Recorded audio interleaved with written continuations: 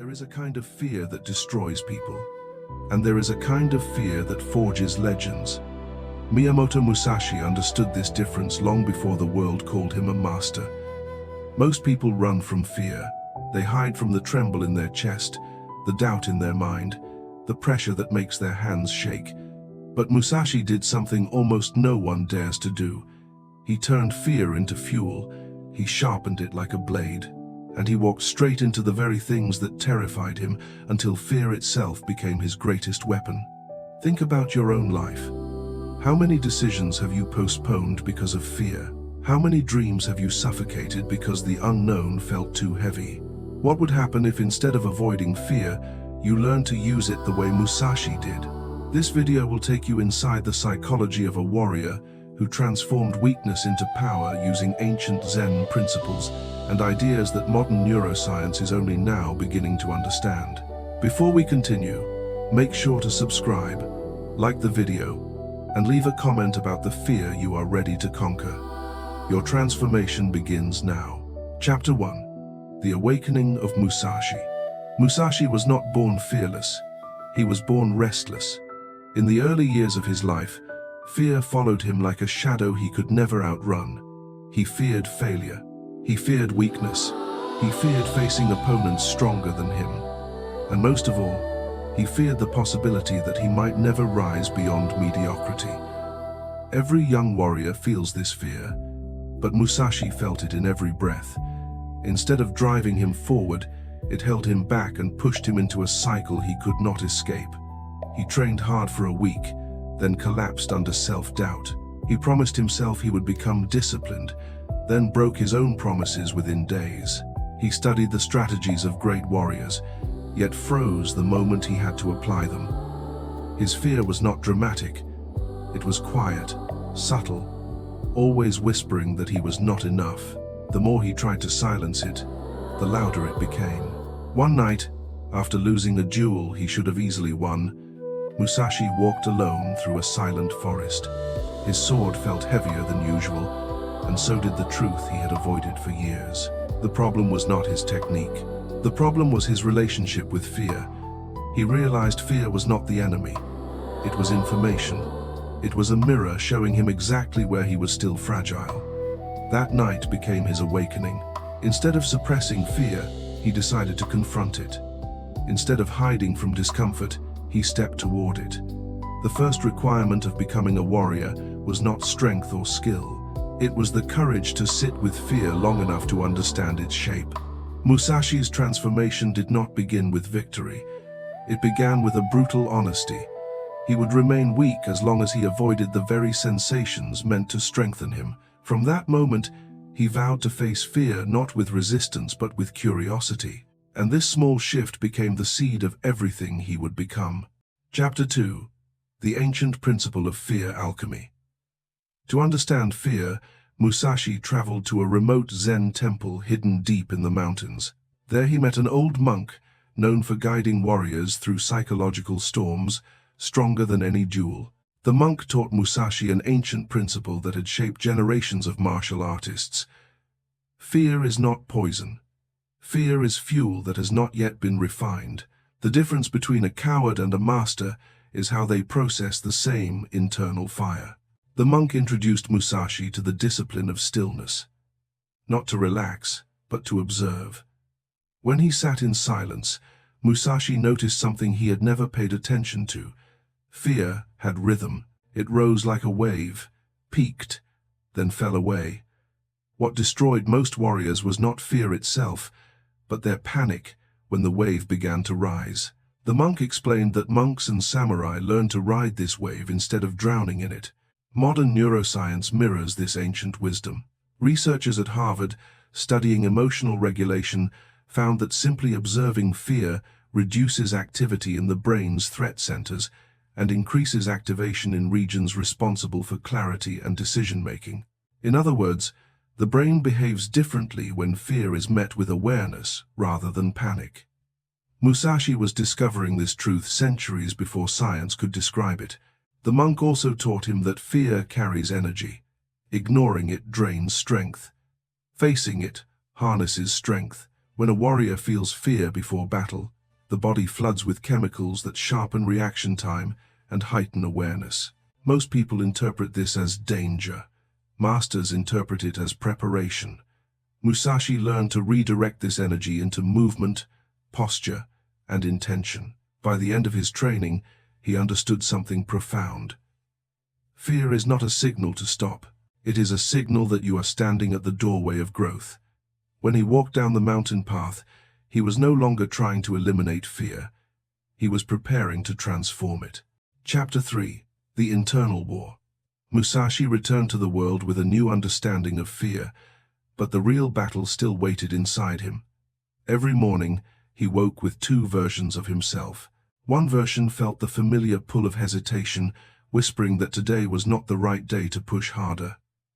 The other version felt a rising fire demanding that he step into the discomfort he once avoided. This inner war was more intense than any duel he had ever fought. Fear triggered physiological storms that he could feel in his chest and stomach. His heartbeat quickened, his breath shortened, his thoughts scattered.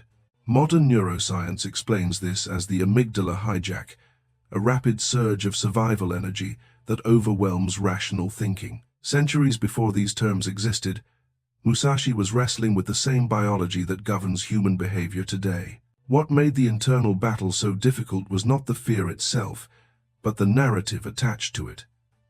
When his heart raced, his mind interpreted it as weakness. When doubt appeared, he interpreted it as proof he was not ready. These interpretations created chains that wrapped around his potential. The Zen principles he learned demanded a new interpretation. Instead of saying, "I am afraid," he learned to say, "I feel fear rising." Instead of believing the sensation meant stop, he learned to translate it as prepare. The turning point came during a meditation session where he imagined facing an unbeatable opponent. Every sensation in his body screamed retreat. Yet instead of pulling away, he relaxed into the discomfort. He let the storm move through him without resistance. Something shifted. The fear that once controlled him now sharpened his awareness. It was no longer a threat. It was a teacher. From that moment, Musashi realized that the real duel was not against other warriors. The real duel was against the automatic reactions inside him. Victory would not come from suppressing fear, but from mastering the mind that fear tried to control. Chapter 4. The one way Musashi understood fear on a deeper level now, but understanding alone does not forge mastery. The next stage of his transformation required something far more difficult, creating a system so strict that his old identity could not survive inside it. A warrior does not rise through inspiration. A warrior rises through structure. The Zen masters called this the one way, a path without negotiation, without compromise, without escape routes that weaken commitment. Musashi began by eliminating choice.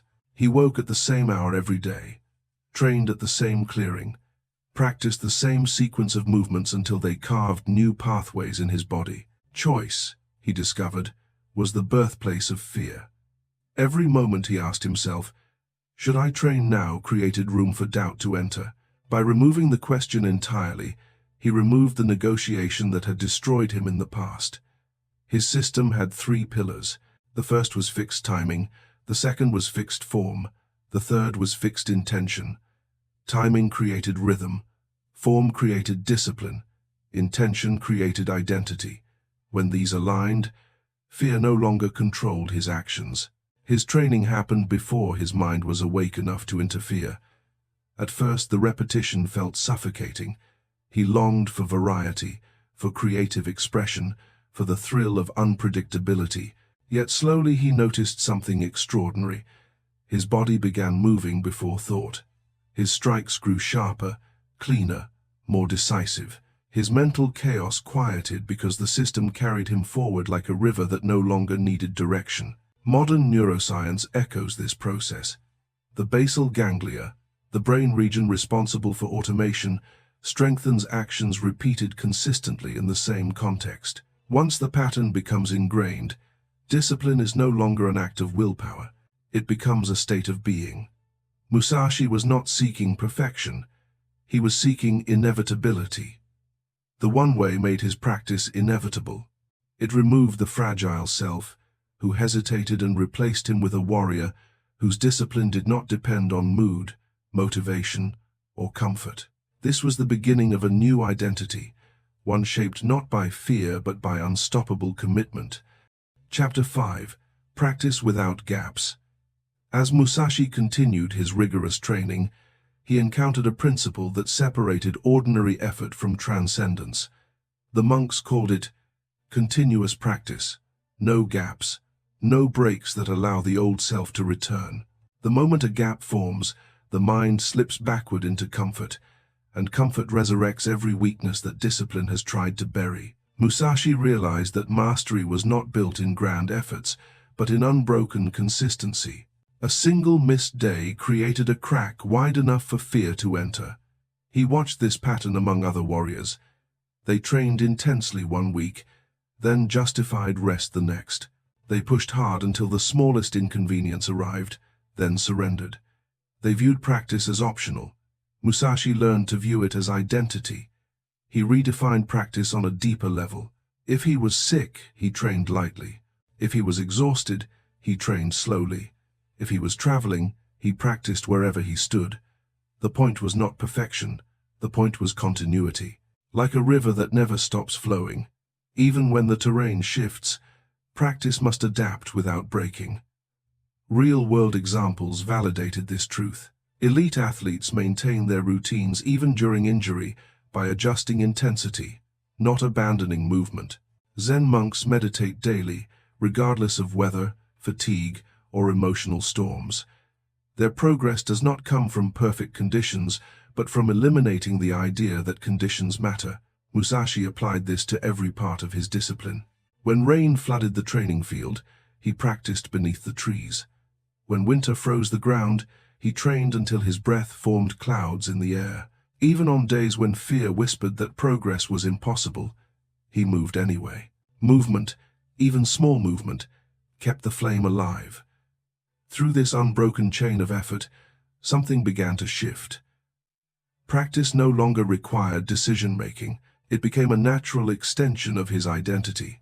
The old Musashi, who hesitated and doubted, could not exist in a life without gaps. The river had carved its permanent path. Chapter 6. Pre-solutions and unseen obstacles. Despite his discipline, Musashi faced an obstacle that nearly broke his momentum. Life, unpredictable and merciless, constantly created situations that threatened to interrupt his practice. Storms, unexpected confrontations, injuries, traveling across hostile regions. Each disruption forced him to improvise. Improvisation, he discovered, was the gateway back to inconsistency. He needed a new strategy, one that anticipated obstacles before they appeared. The monks called this pre-solutions. When the obstacle arises, the response must already exist. Waiting to decide in the moment invites fear to take control. Preparing responses in advance removes emotional interference entirely. Musashi began cataloging every disruption he had ever faced. Rain was met with tree canopy training. Exhaustion triggered a shortened sequence rather than complete withdrawal. Injury prompted footwork drills instead of sword strikes. Travel meant shadow training at sunrise. Every scenario had a predetermined response. When X happens, I do Y. No hesitation, no negotiation. Neuroscience supports this ancient principle. Studies from Yale show that pre-decided actions reduce cognitive load and preserve willpower by bypassing decision fatigue. The brain shifts from deliberation to execution, making discipline feel effortless. As Musashi implemented this system, everything changed. Obstacles no longer destabilized him. They activated predetermined responses. His training became unbreakable because nothing surprised him anymore. Even fear lost its influence.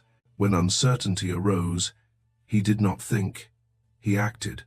One evening, after narrowly escaping an ambush, Musashi found himself stranded without weapons or shelter. His fear surged, but his response was immediate. He practiced footwork in the darkness, breathing steadily, sharpening his mind instead of spiraling into panic. The system carried him through danger with clarity instead of chaos. This was the essence of pre-solutions. A warrior does not wait for the storm to decide how to stand. He decides before the storm arrives, and once that decision exists, fear has no doorway through which to enter. Chapter 7. The Transformation. Musashi woke one morning with a silence inside him he had never felt before. It was not calmness. It was not confidence. It was something entirely different, as if an old part of him had dissolved overnight. The self that once hesitated, doubted, negotiated, and trembled had grown quiet. In its place stood a new identity, shaped not by motivation but by relentless structure and clear intention. He walked to the training field as he had done every day, yet this time the air felt different. His movements flowed without effort, his breath aligned without thought, his senses sharpened not from tension but from presence. He was no longer forcing discipline, the discipline was now forcing him. The ancient Zen masters described this stage as the merging of action and awareness. The modern world calls it automaticity. Neuroscientists explain that after enough repetition, the prefrontal cortex releases control to deeper brain systems, allowing skill to become instinct. Musashi was living this transition in real time. He did not think about practice. He simply practiced. He did not debate with fear. He moved through fear. He did not cling to past failures or future victories. He stood fully inside the moment, responding to whatever arose with precision. Yet the real transformation happened not in his body but in his perception. Situations that once triggered panic now awakened clarity. The unfamiliar no longer frightened him. Chaos no longer destabilized him. Even danger felt different. It was no longer a threat but a landscape requiring navigation. The world had not changed. Musashi had. Fear still appeared, but it no longer dictated his decisions. It had become a signal, a sharpened edge guiding him toward growth. He began to understand why ancient warriors called fear the final teacher. When mastered, it becomes a compass pointing directly toward one's true path. This transformation was not dramatic. It was subtle, silent, and profound. The old identity had died. A new one had taken its place. Musashi had crossed an invisible threshold, and the world would never look the same again. Chapter 8. The Unbreakable Path. The final test arrived without warning, not in the form of an enemy warrior, but in the form of life itself. A journey through hostile terrain forced Musashi into situations no training sequence could predict. Hunger, exhaustion, shifting weather, sudden danger. This was the realm where fear thrived. Yet instead of overwhelming him, each challenge activated a system he had built piece by piece. One night, an attack erupted from the shadows. Musashi had no time to think, no time to strategize, no time to recall lessons from the monastery. His body moved on its own. He stepped, shifted, countered, and evaded, with movements refined by thousands of repetitions. It felt as though the universe itself breathed through him. The battle ended as quickly as it began, and when silence settled, Musashi realized something extraordinary. He had not conquered fear, he had integrated it. Fear had transformed from a destabilizing force into a catalyst that sharpened his intuition. Neuroscientists today describe this as optimal arousal, a state in which the nervous system uses fear to enhance performance rather than sabotage it. Musashi embodied this principle long before psychology had words for it. As he continued down the mountain path, he understood the deeper truth behind all his training. The one way, continuous practice, and pre-solutions were never about fighting fear. They were about reshaping the self so profoundly that fear lost its ability to interrupt. He had built an identity that moved with purpose regardless of circumstance. The unbreakable warrior is not the one who feels no fear. The unbreakable warrior is the one who no longer negotiates with fear. Every step Musashi took from that night forward was a declaration that discipline was not something he did. Discipline was something he had become. The story does not end with victory or glory. It ends with a realization that his path was only beginning. Musashi had stepped beyond the limits of ordinary men. He was no longer practicing a system. He was living a way of being. And the world would remember him not for the battles he won, but for the mind he forged in the fire of fear. Musashi's journey teaches a truth that modern life makes easy to forget. Fear is not the signal to retreat. Fear is the doorway to becoming someone stronger, clearer, and more aligned with your deepest potential. The warriors who shaped history were not fearless. They were simply unwilling to let fear negotiate their destiny. Musashi transformed because he chose structure over impulse, presence over panic, and identity over emotion. He learned to meet fear with awareness, to turn it into fuel, and to walk forward even when uncertainty pressed against his chest like a blade. You have the same battle inside you. Every dream you carry sits on the other side of discomfort. Every breakthrough waits behind a moment of hesitation. And every version of your future self is shaped by how you choose to respond when fear rises. Will you allow it to shrink your life, or will you use it the way Musashi did, as a weapon that sharpens your purpose? If this story sparks something in you, subscribe to the channel and turn on notifications so you never miss the next lesson. And in the comments, write the fear you are ready to confront starting today. Declare it publicly. Claim the path you are willing to walk.